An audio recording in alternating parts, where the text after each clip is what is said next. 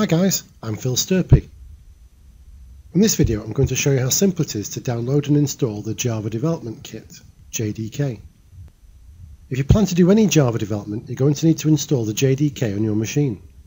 If all you want to do is run Java programs on your machine, then you just need the Java Runtime Environment, or JRE.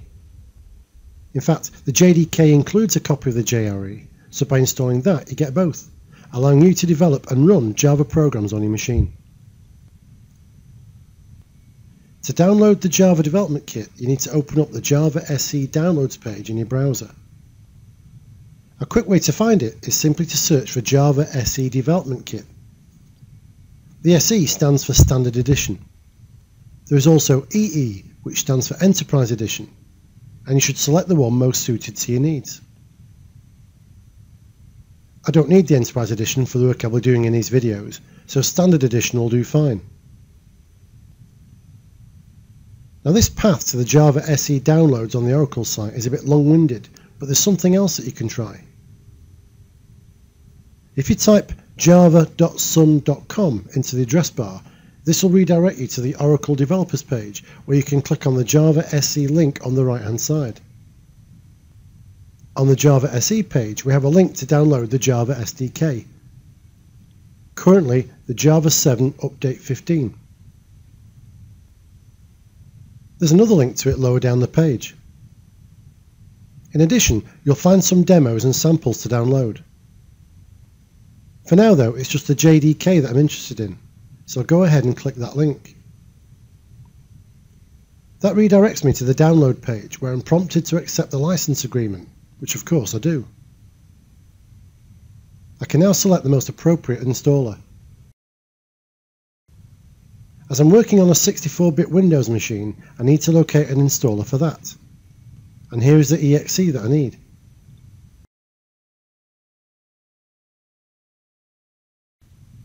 The browser now prompts me to either run or save the file. Well, I'm going to save the file so I can easily reinstall later if I need to. So I'll select this folder here. This download is going to take about 4 minutes, so I'll cut away, otherwise this would just be tedious. Okay, so we're back in time to see the download complete. Let me go and locate the downloaded file. There it is. Now to install the JDK, all I need to do is double click the executable file. And I can just click through the initial stages. Here I am being asked which components that I require. Well, I want all of them, so I'll click Next. But before I do, look at where the installer is going to put the JDK. It will be placed in the Program Files Java folder with a name that includes the JDK version. This is version 7, Update 15. Now this next bit can run on for several minutes whilst many files are installed, so I've trimmed this segment of the video. As I mentioned earlier, the JDK includes a copy of the Java Runtime Environment. So here you can see that the JRE will be placed in the Program Files Java JRE7 folder. Here we have another lengthy segment while the JRE files are installed, so I've trimmed this segment also. Once all the files have been installed, I can click on Close when we're done. A registration page pops up in your browser, and if you want to fill that in, then go ahead. I'll just close it down. Let's go and take a look at what's just been installed. If I navigate to the Program Files Java folder, you'll see both the JDK and JRE folders. If I drill down into the JDK folder, I'll find a number of files and folders. Perhaps the most important for now is the bin folder, as this is where the javac.exe file can be located. This is the tool that is used to compile your Java code. Alongside it is also java.exe, which is needed to execute your compiled programs. Okay, the JDK is installed, but we need to set up some environment variables in order to use and test it. I need the path to the JDK folder, so I'll copy it from the address bar here in Windows Explorer. The quickest way to locate the environment variable dialog is to search for it by clicking on the Start button. Up comes the link, and so I'll select that. The System Properties window appears with the Environment Variables button in the bottom right. Instead of finding it in that way, you could expand on the All Programs menu and right-click on Computer before clicking Properties. Once this page appears, you can click on the Advanced Settings link in the top left-hand corner. And here we are back in the System Properties window.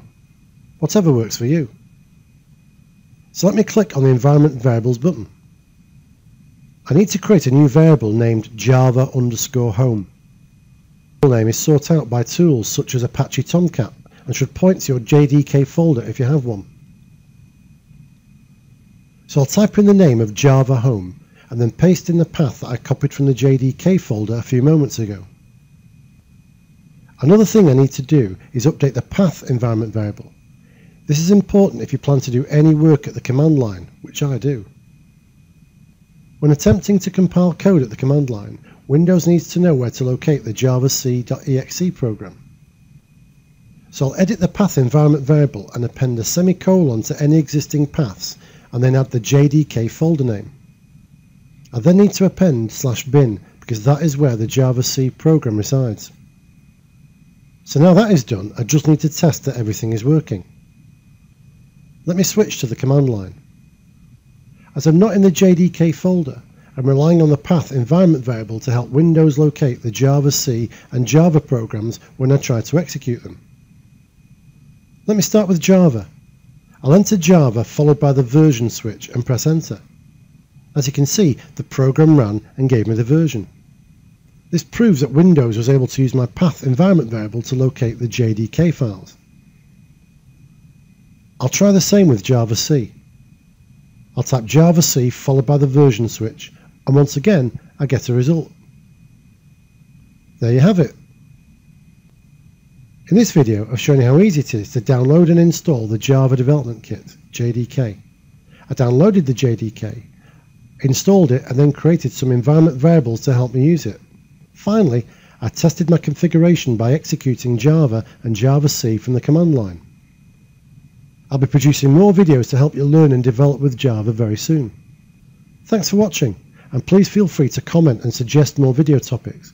Most of all, don't forget to subscribe to keep up with my latest videos. Bye for now.